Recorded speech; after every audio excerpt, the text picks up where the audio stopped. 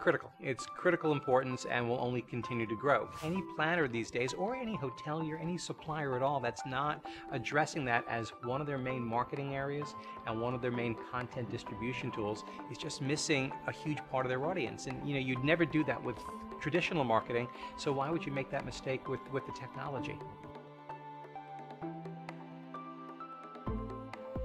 Well, what's going to happen is more and more smartphones are going to be out there on the market. I mean, the expectation by next year is that the number of smartphones will actually surpass the number of features phones. So more than half the folks out there will have them, which means that if you're not addressing those people and how they choose to use them, you're missing the opportunity.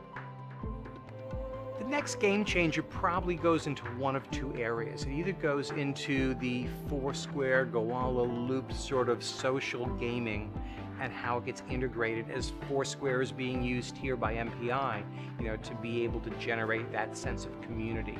So I think that's going to become more and more prevalent in events, in any sort of participatory way. The other thing that's going to happen with the mobile phone is augmented reality. Browsers that you'll be able to utilize your camera and not only see the view of where you're looking, but get the reality, get augmented pieces of information that sort of layers right on top of that layer, being one of the products right now that's a really, really cool download.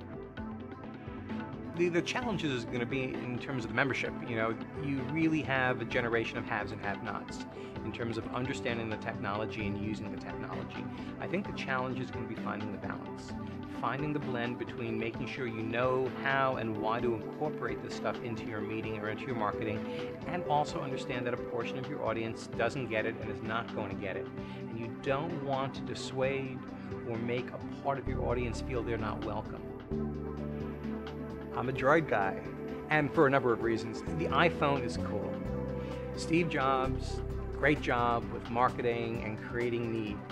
It's a good phone.